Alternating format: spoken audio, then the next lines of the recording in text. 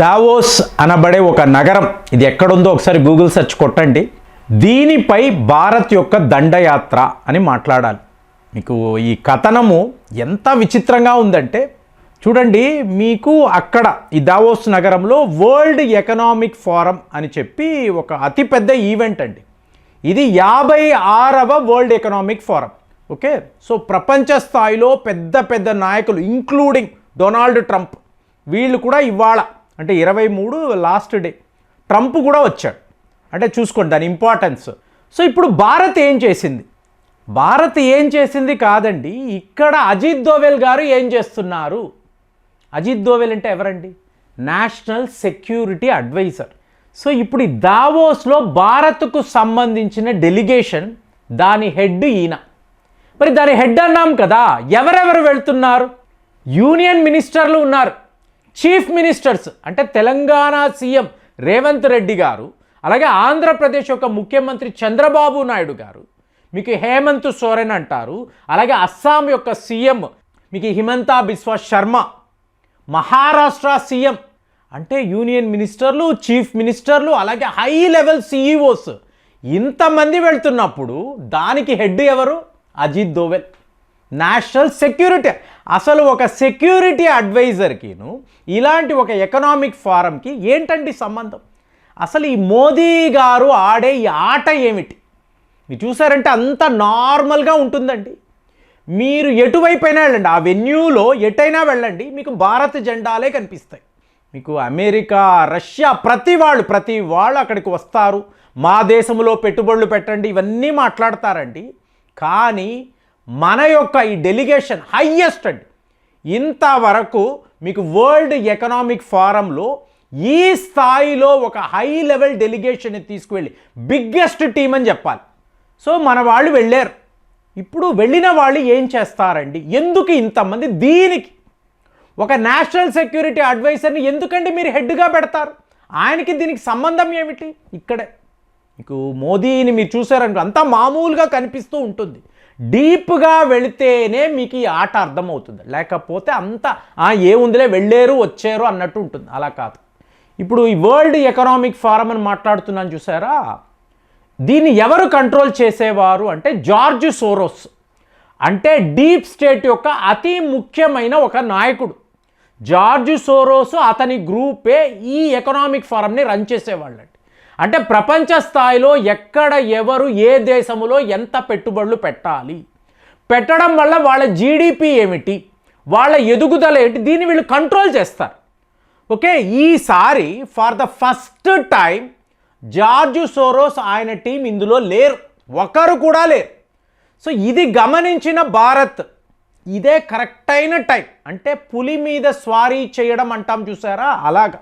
ఇప్పుడు మోదీ అన్నారు అనుకోండి, 2005లో అమెరికా ప్రభుత్వం ఈయన్ని బ్యాన్ చేశారు, నువ్వు మా దేశంలోకి రావడానికి లేదు. అప్పుడు ఇతను గుజరాత్ సీఎం, సో రాకూడదు అన్నారు కదా. 2014 సెప్టెంబర్లో ఏం జరిగింది? యునైటెడ్ నేషన్స్ మీటింగ్కి రెడ్ కార్పెట్ వేసి ఈయన్ని వెల్కమ్ చేశారు. ఎలా కుదురుతుందండి? చేస్తారు. వీళ్ళ యొక్క ఈ జియో పాలిటిక్స్ ఇలాగే ఉంటుంది. మరి ఇక్కడ మీకు ఒక గ్లోబల్ ఇన్వెస్ట్మెంట్ ఫోరం ఇది.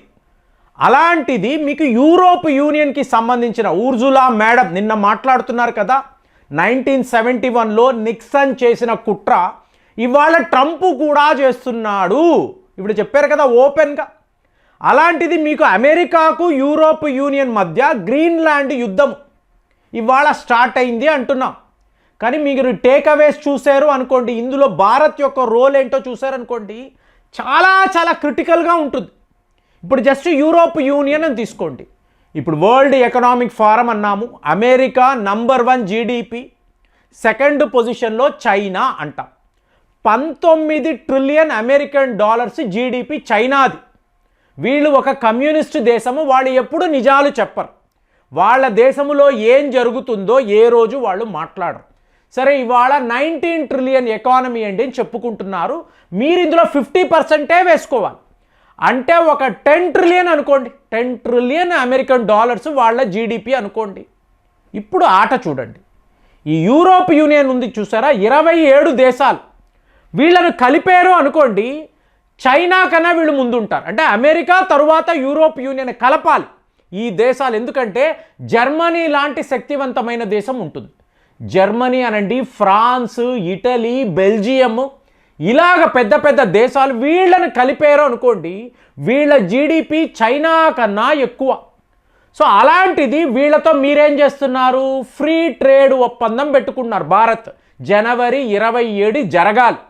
ఇది జరగకుండా ఉండడానికి ఏమేమి చెయ్యాలి అంటే, ఒక్కసారి అగ్రిమెంట్ అయ్యింది అంటే భారత్ యొక్క జీడిపిని ఊహించండి.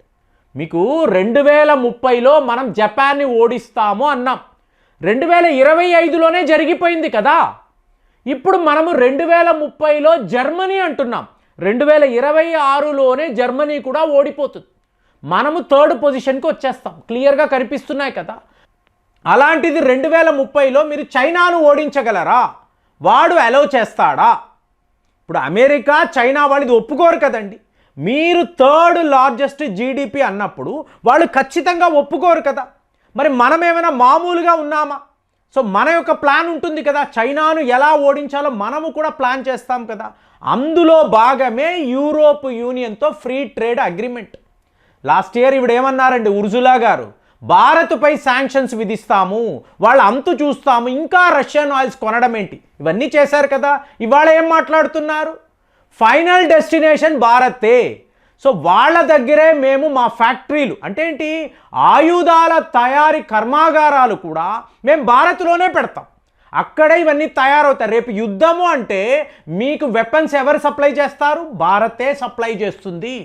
ఆ సిచ్యువేషన్కి తెచ్చేసాం. ఎందుకు? డొనాల్డ్ ట్రంప్ ఎంత అవమానించాలో ఈ యూరోప్ యూనియన్ నాయకులను క్యూలో నిలబెట్టాడు కదండి. లైన్లో ఉన్నారు వీళ్ళు. ఎంత అవమానం. అదే వీళ్ళు చైనా వెళ్ళరు. ఒక బస్సులో ఇంతంత పెద్ద నాయకులను వాళ్ళు తీసుకొచ్చారు. పిలవడానికి ఎవరూ లేరు, ఏ మంత్రి ఎవరూ లేరు, ఒక ఎగ్జిక్యూటివ్ని పెట్టారు. ఎంత అవమానం. అదే భారత్ అనుకోండి, రెడ్ కార్పెట్ వేస్తాం. ఎందుకంటే మనకు తెలుసు యూరోప్ యూనియన్ యొక్క వాల్యూ వాళ్లకు తెలియకపోయినా మనకు తెలుసు. సో ఇదంతా గమనించి మనం ఏం చేసాం, ఒక అతిపెద్ద డెలిగేషన్ని అక్కడికి పంపించాం. ఇప్పుడు చాలామంది అడుగుతూ ఉంటారు, మోదీ గారు డీప్ స్టేట్ని ఎదుర్కోగలరా? ఇవాళ డీప్ స్టేట్ పరిస్థితి ఏంటండి?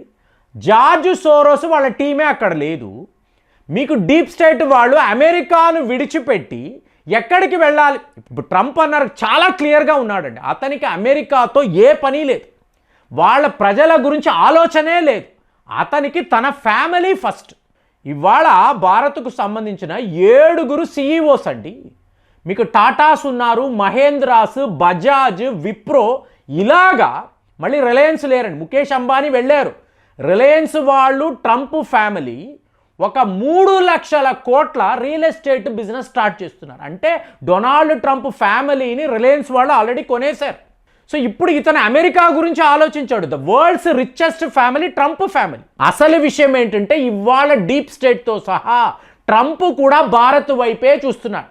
మీకు బ్లాక్ రాక్ వాళ్ళు చెప్పారు, 2 ట్రిలియన్ తీసి ఇక్కడే real estate asset management company ఇక్కడే పెట్టుబడులు పెడుతున్నారు. కాబట్టే జార్జ్ సోరోస్ లేని ఈ గ్రూపులో ఇవాళ మనం వెళుతున్నాం. సో వెళ్ళి యూరోప్ యూనియన్ యొక్క సత్తా ఏమిటి ట్రంప్కి తెలియకపోవచ్చు, చైనాకు మనకు తెలుసు. వీళ్ళు మనతో కలిస్తే Bharat will be 2nd highest GDP soon. So దీన్ని ఆపడానికి వాళ్ళు ఎన్నో ప్రయత్నాలు చేస్తారు. కానీ మనము మాత్రం ఇంత పెద్ద వేదికలో మా బలము ఏమిటి? అందుకే అక్కడ అజిత్ దోవెల్, మన రక్షణ కోసరమే అజిత్ దోవెల్ గారు అక్కడ ఉన్నారు. ఇలాంటి ఒక గమ్మత్తైన విషయము దావోస్లో జరిగింది. సో అలా చూసామనుకోండి, మన ప్రణాళిక అనేది చాలా చాలా క్లియర్గా ఉంది. యూరోప్ యూనియన్ మన వైపు వచ్చేసారు అంటే ప్రపంచంలో మనల్ని ఎవరూ ఆపలేరు, ఇదే నిజము. మరి దావోస్ వరల్డ్ ఎకనామిక్ ఫోరంలో భారత్ యొక్క జెండా ఎటు చూసినా కనిపిస్తుంది. దీన్ని మీరు ఎలా చూస్తున్నారు? కామెంట్స్లో రాయండి. మళ్ళీ వచ్చే వీడియోలో కలుద్దాం. జై హింద్.